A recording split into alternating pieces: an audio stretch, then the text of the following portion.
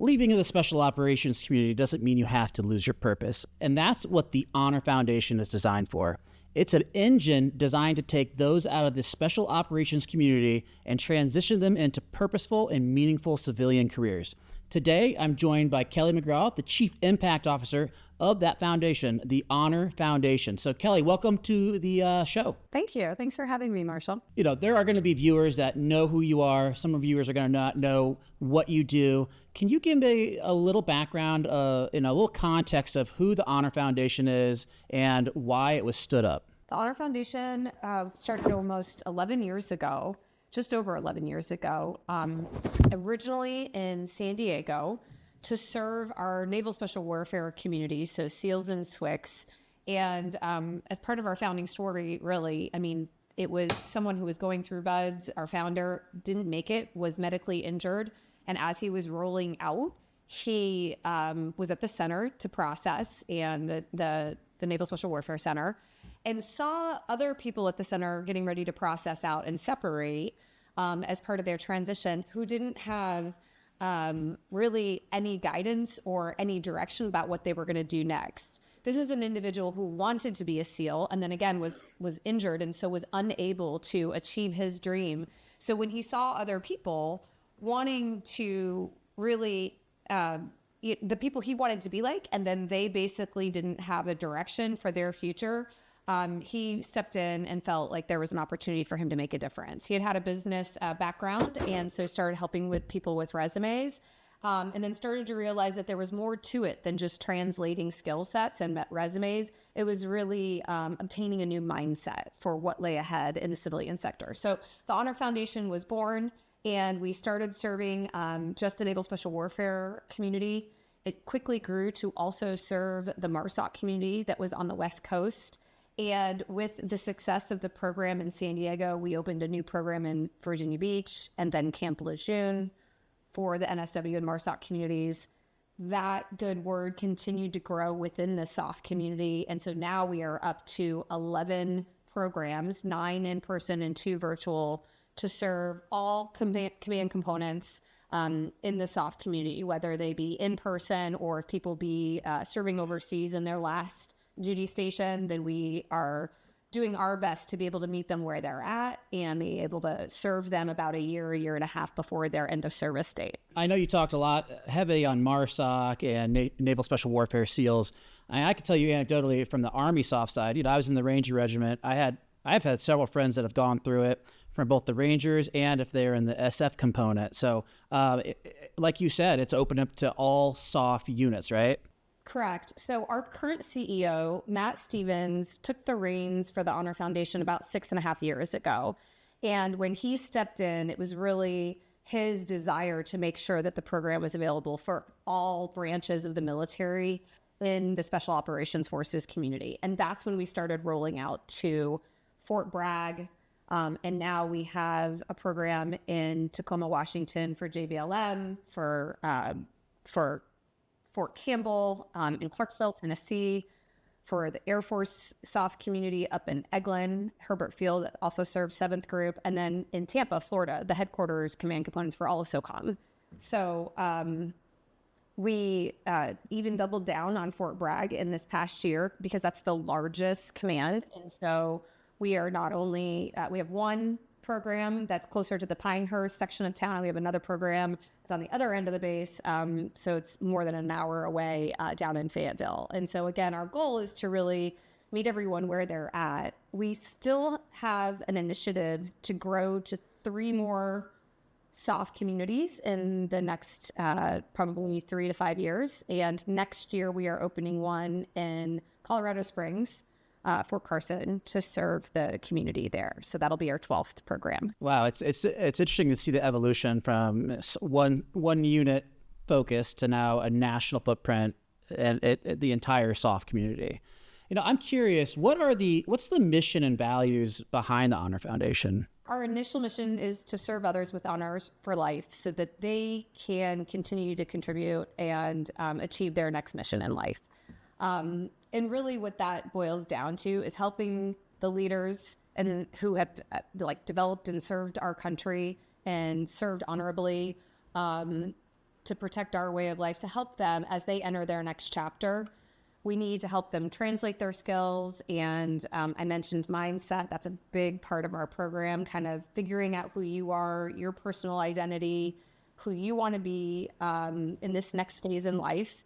Maybe going back to family priorities and figuring out what the family needs, but really aligning an individual with their purpose and fulfillment so that they can go on and not just have another career outside the military, but really be fulfilled or thriving. And that's really important in order to make people feel successful. Most individuals who have joined the military have done so not because it was just a great job. They did it because, and they stayed in, certainly those in the SOF community, because they were serving a higher purpose. They were part of a mission with a team of people who had very high expectations of one another, high caliber, sometimes high risk, high reward missions. And that mindset really needs to be recalibrated for the civilian sector. You know, if you're a breacher, a SEAL, a Green Beret, a Ranger, you're not going to have the same physical experiences in the civilian sector that you did in the military. But there's certainly a lot of mindset that can carry you forward into this next mission or this next chapter of life and really help you be successful. So that might look like duty, dedication, determination, and certainly a lot of other soft skills or skills that can be translated into the civilian sector. Leading with purpose, leading through ambiguity, being comfortable with constant change. These are things that members of the military are very, very good at. And these are a lot of qualities that the American companies are looking for in terms of their next leaders. Yeah, and I love, there's one thing that you said that I really resonates with me, and I think a lot of you, there's a big movement going on within the military veteran community that should change the narrative from that of veterans surviving to one of veteran thriving. And the fact that the Honor Foundation is really embodying that, I think that says a lot, because that is where we're going. That's where we want to go with the veteran community. Now, I'm curious, you know, there are a lot of transition programs out there, other nonprofits that are doing this, but you guys specifically chose the special operations community to focus on. Why did you guys land on just special operations for transition? It really has a lot to do with our founding story, as I described in the first place. But I will say, just as the Special Operations Forces community have been a vanguard for training and development for the conventional force, so does the Honor Foundation hope to be a vanguard for testing and developing our new transition program, which is very thorough and is really focused on individual identity, community, and purpose. And now that we've had 11 years behind us, what we've done is really create a new program called Vector Accelerator that is online and available to any veteran. And so we've translated the best of what we can do and really are hoping to guide and be a catalyst for change for the entire DoD transition assistance program. Vector Accelerator was created about 2 years ago. It's been undergoing alpha, beta testing, and then we launched it in its current official capacity just earlier this year in the spring. And to date, we've brought on we've put 200 veterans through the program each month, and we've graduated over 900. And so because of the population being so much greater in the conventional force, we expect Vector to grow at a much faster rate than the Honor Foundation's Honor Institute, which is focused just on SOF. But we do intend to continue the Honor Institute for the SOF community in its one-on-one current executive education capacity, because that population is different and they do have different needs through transition. But again, we're trying to take the best of the program and really extend it to all of those who may be in need and who could use a better transition. Yeah, so you guys have recognized there's a larger need out there from, you know, the conventional military side of things, and you're addressing that problem head on with Vector. One of the things that we have here at Xterra Health is our organization is we find that it's important to have shared experience with the veterans. It goes a long way in establishing rapport. And, a majority of our staff are either veterans themselves or military spouses of veterans. Is that, I'm curious, is that what is the true for the Honor Foundation? And I'm just curious a little bit about your backstory, how you came to find the Honor Foundation. Absolutely. So yes, in addition to my day job, leading our impact and fundraising efforts, I'm also the spouse of a 25 and a half year Navy SEAL. He spent his entire active duty career during the War on Terror. So he deployed to combat he deployed 20 times. Almost all of those were combat missions. And so I've kind of lived this, and I do have a shared experience to your point. I came to the Honor Foundation kind of through a back door, but the reason it worked and the reason why this was a good fit for me with the organization is that as we approached and passed 20 years of service as a family, we saw many teammates who had successfully transitioned, and a lot of those individuals had gone through an MBA program, or maybe they knew exactly what they wanted to do, like there was a family business they were joining, or they took a very long glide path through transition, and they gave themselves a lot of time and a lot of leeway. There were a lot of other people who had a really bumpy road. We saw marriages break up. We saw friends kind of get lost and basically just kind of go disappear for a couple years as they sought to, find their new self. And unfortunately, we have had a handful of friends who took their own life. Transition is one of the most challenging times in a service member's life. And for the SOF community who have such high expectations of themselves, when that path isn't clear, they, sometimes it's not a lot, but there can be an unfortunate outcome, either self-medicating, acting out, again, poor outcomes for marriages and interpersonal relationships, or people who just don't see the light at the end of the tunnel and feel really lost, never found their new identity outside of the uniform, and then have taken their own life. So when we had friends and teammates approach that change in their own life, I was like, wow, I was really looking forward to post active duty and just enjoying being a normal family again, without a high risk. And what I realized is that next ridgeline had just as much risk as our active duty life. And so kind of dug in to learn a little bit more about it and to see how I could support our community in this next phase. So, and I'd love to just share a little bit. It's not just me. If we look at the entire Honor Foundation staff, almost all of us have a connection to the community in one way, shape, or form. And it's really important as part of our program construct that we hire program directors at each one of those campuses I mentioned nationwide. They're all from the communities that they are now serving. So there's a shared understanding. There may be there's fifth group individuals are leading the way in Clarksville. And we also have a 160th spouse there. And same in JBLM, we have both first group and 160th individuals. And so, and actually a ranger who just joined our team there. So yes, let's go. And so San Diego, Virginia Beach, it's the Naval Special Warfare community. So on and so forth. And it's important that we speak to them, have access and placement with the active duty commands from a recruiting standpoint and from a respect and trust standpoint. So, this is a population of individuals who have a high threshold for trust. It takes a lot to earn that trust and to keep that trust. And so we've found that when you're going to go in and talk about soft and squishy things like, who are you when you take off your uniform? What is your new identity? What are your family priorities? What are your strengths? What is your why? That is not normal military speak. And if we can get there and be successful with the SOF community, it's really, I can say that success is based off of the trust that we've built within the community first.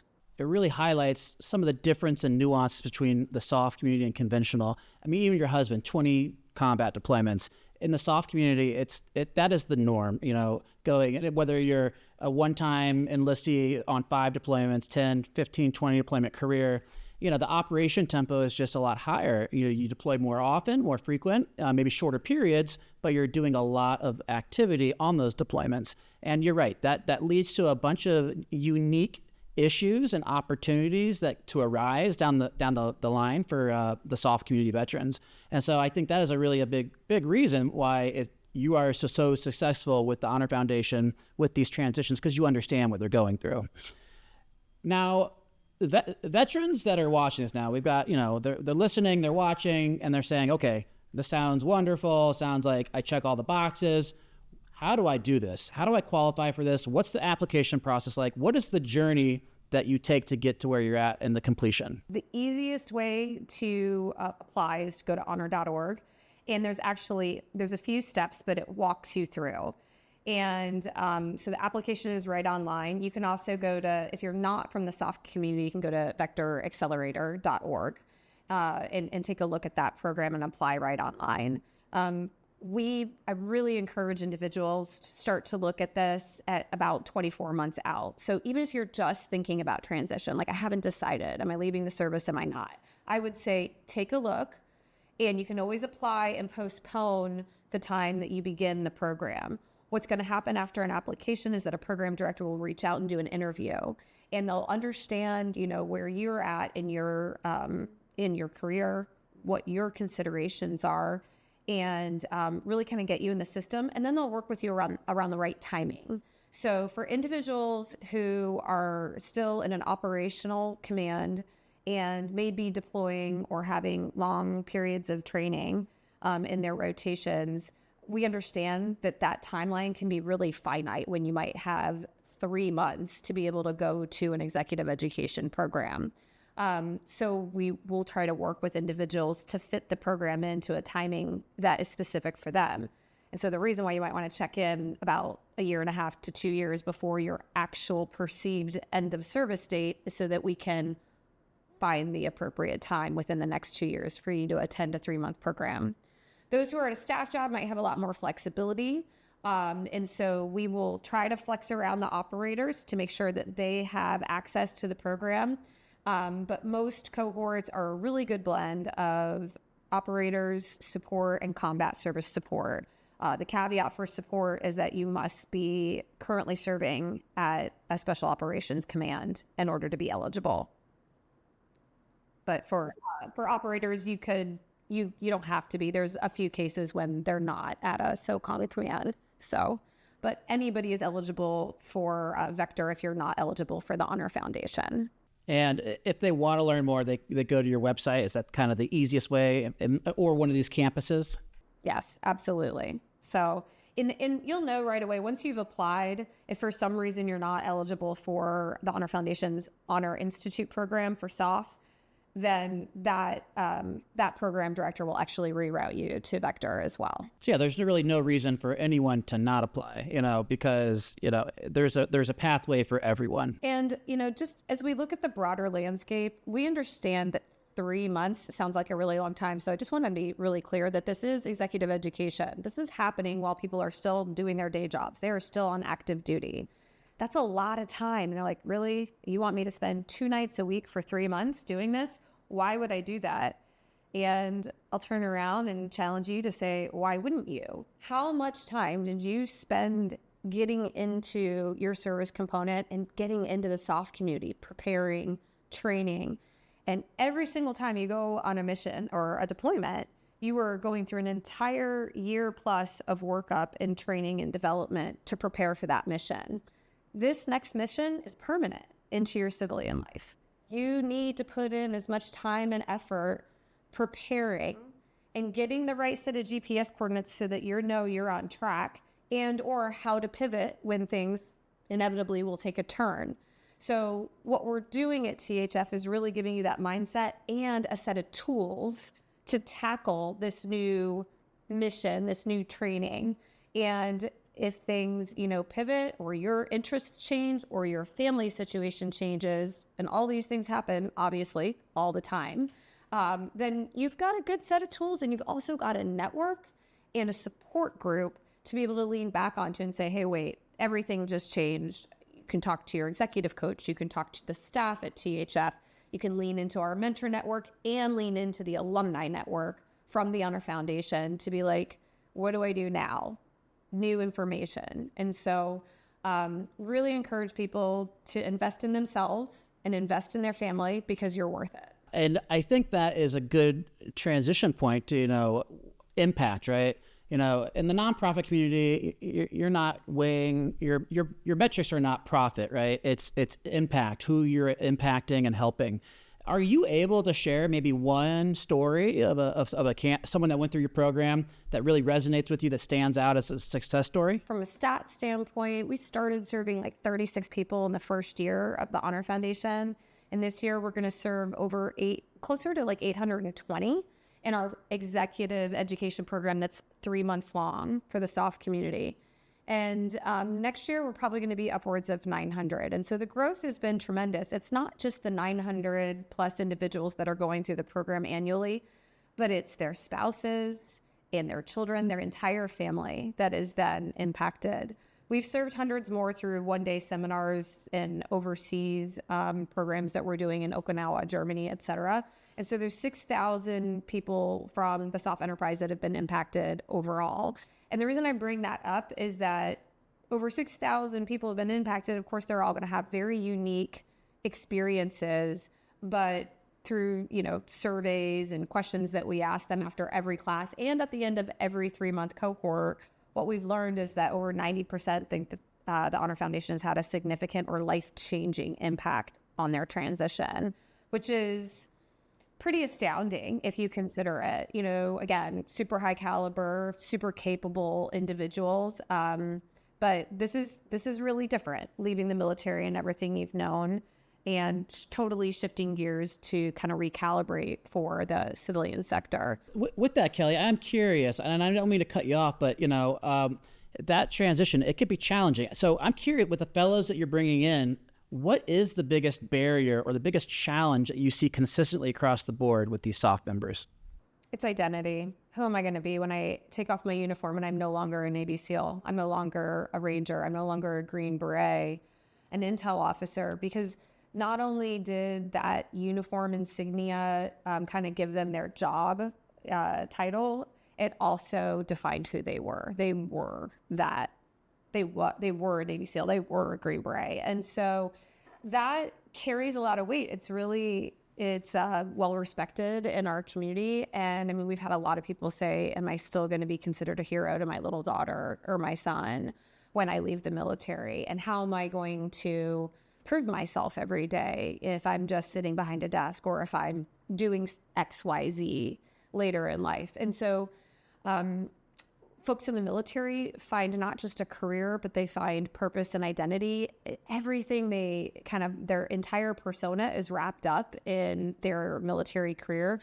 When you exit that and you move into the civilian world, it's very possible that you need to look in multiple places. So you might have a job in one place.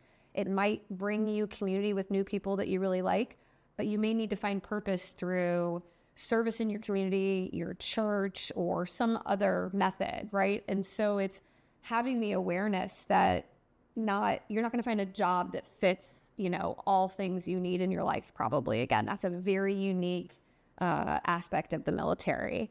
So I hope that answers your question. I wish you had existed when I was transitioning out, because when I got out, it was, I took the tam beret off. I was no longer a Ranger, but who was I if I was not that? And, the purpose, what's my mission? Who are my people? What's my tribe? What do I do? Years went by floundering around trying to find these things on my own. So the fact that you have an infrastructure to help these service members do that is amazing. I would say you're not alone. That is really common. It's unusual. The civilian community doesn't actually understand that it can take multiple years for someone to transition because it's mindset. Even General McChrystal, who recently did a masterclass, and he talked about his own transition. And when he left the military, everything that he was no longer. And he himself even said that he considered suicide. Not that he was a suicidal person, but that his whole life, that as he knew it, was gone. And it's difficult to find that direction. And so if we can look at, the highest level of leadership in our military, and they understand how challenging this is, I think that just normalizes it for the rest of the military community, and it allows us to create this conversation. But honestly, the tools that are out there through the DoD TAP program aren't really set up to dive deep and to really help people walk through this length of time that it takes to transition properly. Some people, it could take a year. Some people, it could take 3 or 5.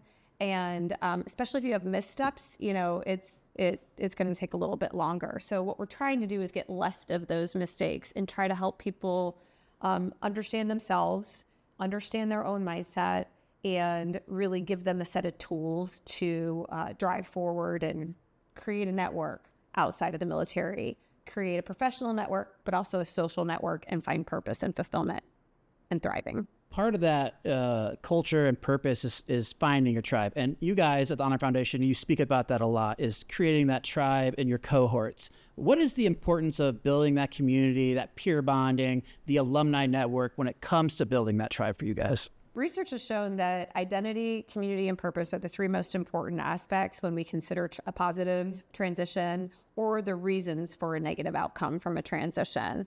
And so one of the reasons why THF, the Honor Foundation, has created an in-person cohort is to create that first community outside of the military. And you may argue that, aren't those still military people? They are not the individuals that you did your daily job with. So in the soft community, it's super small tribe. You're leaning on the person right and left of you, sometimes in, life and death situations, and there's a lot of trust built up. And so it's difficult to kind of extend trust for those outside of your immediate group. And so when they come to the Honor Foundation cohort, it may be individuals from different walks of the military that they haven't interacted with before, and they start to hear their personal stories and their personal experiences, and they say, oh, that's not that much unlike me. And okay, we're tackling some of the same challenges right now. Each class, we do something called Pains and Gains, which just helps the cohort bond a little bit more as they're walking through transition, and helps them learn that they can, lean on those in their cohort. So that's their first community outside of kind of their mission ready military community. Then we extend that with a group of mentors and executive coaches and faculty. And once they understand that some of these people have an understanding of the military and a shared desire to usher them through and really help them get to the other side of transition, we're building more trust. And so would love for our community, the alumni chapters are relatively new at the Honor Foundation, but there's, this belief in the military, no one is coming prepared to self-rescue. And I feel like the entire Honor Foundation alumni community needs to look back and say, hey, these are our people. Same with the veteran community, but let's support one another and really create a viable alumni community so that when they leave active duty service, they can walk into the civilian life and really talk to others who have been through it. It's not shrouded in mystery. There's a shared understanding of military service, the respect for that, and what that brings to the civilian side, so that they can actually accelerate faster in their next careers and their next chapter in life. Yeah, and you bring up a good point, right? The building trust within the cohorts, right? I'm just curious because, the military as a whole, but particularly within the soft community, vulnerability is not really a thing they indoctrinate into you, right? And so how do you, as an organization, when you're putting these groups together and you've got these high-performing soft guys or gals, how do you get them to be willing to open up, be humility, how to be vulnerable? How are you accomplishing that? It really starts before their first night of class at all. And one of my favorite things is, get comfortable being uncomfortable. So that's a soft truism, where you might be thinking about it on deployment or there's ambiguity around a mission. And so we talk about transition in this next chapter of life as being the next mission. Get comfortable being uncomfortable and put as much effort into this as you did, right? Getting into your unit. Then we walk through the soft, squishy space first. So our program is divided into 3 sections, and the first part is all about you and all about this introspective look. We do some journaling and workbook, but we bring in experts and people who are certified in looking at things like Clifton Strengths and walking through Simon Sinek's Start With Why. And we weave all of this together. And at the end of that first part of the program, we have something called Story Night. And really, you're sharing an experience from your life, whether that be childhood, the military, whatever it needs to be. A lot of people talk about family, talk about the reasons why they got in, talk about a bad mission or something that was a promotion opportunity. But people are sharing a piece of their life experience and highlighting how that really colored their values and their experiences in life and how they look at the world and how they want to make sure they protect and lean into that as they move forward into the next chapter. So it takes almost a whole month and a lot of time together. We do small breakout groups. We have facilitation classes with experts, like I mentioned, and certified folks that come into the classroom. But it's very purposefully designed to get individuals to share and be a little bit vulnerable. But really what we're looking for is defining aspects of who you are as an individual. Because if you can translate that for the civilian life, and if you can really share your experience and show how you bring value, that's the key to interviewing well and finding happiness in your next role. Wow. So, I mean, everything you've said so far is amazing, right? And I'm curious though, with your role that you've been doing and the leadership role you're doing with the Honor Foundation, has there really been anything that stands out as a surprise for you that has surprised you with your role and what you've done so far? I would say when I joined the organization, I totally got the job part, and I totally got the needing a new mission and a new purpose. While I mentioned we had a few friends take their own life, I really didn't realize how dark that transition time can be for so many people. So whether they get to the lowest of the lows, but really so many people struggling in their own ways. Some are really good at hiding it, but it can be a really fearful time for spouses and families, or it can just be really disruptive as people are kind of lost. And so I was really surprised. I would tell you multiple times throughout the year, people tell me personally or one of our other leaders that THF saved their life. And I just think that, the level of that impact, if it's one person, it's worth it. And then to have year after year people saying this and reflecting and saying, I don't know where I would be if, or what I would have done without the community, or this program gave me, direction and purpose again. And it just took on a new meaning since I've been here. So it's really much more than just, we've never really been focused on go get the job. We've been focused on you find your next path, you find your next mission, and we're going to help you get there. But even now that I've been here for, over 5 years, I'd say it's more so a very holistic, healthy way to look at life and transition in general. With the Honor Foundation, or you personally, I'm just curious if you could wish for one change in the ecosystem, whether that's DoD, public awareness, corporate America, that would drastically improve how these transitions happen. What would you hope for? What are you hoping for? There's a lot to that. There's a lot of different ways I could answer that with little things here and there. But I would say one thing that I could say is kind of an impediment to military transitioning is that there's a lack of understanding amongst the civilian employers and maybe civilian society in general about the value that veterans bring. Veterans aren't traditionally very good about talking about themselves. They talked about the mission and their accomplishments in terms of the team and we, and they're not used to talking about I and me. And I think some of that mentality has made it difficult for employer partners in society to understand the amazing skill sets and attributes that veterans bring. And I think there's a lot, sometimes we call them soft skills, but really there's a lot of translatable opportunities where I heard one employer partner just this past weekend explain it to me that, hey, these individuals I'm hiring through the Honor Foundation, they have 20 years of leadership experience managing teams and managing difficult problem sets. It might take me a year or 2 years to get their skill set up in our industry, but I can't recreate those 20 years of that 20 years of leadership and determination. And so I wish that more employer partners would see that same value.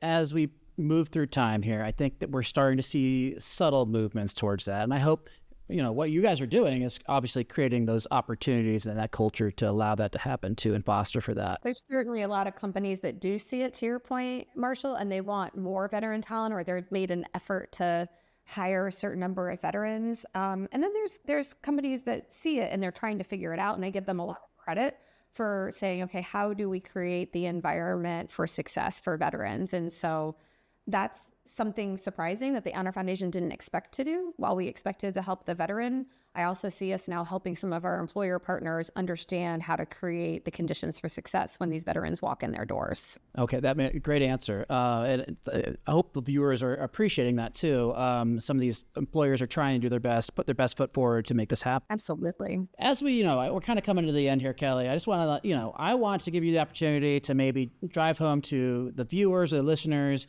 one thing that you hope that they took away from all this, or maybe something that you didn't get a chance to talk about that you feel passionate about bringing up here at the end.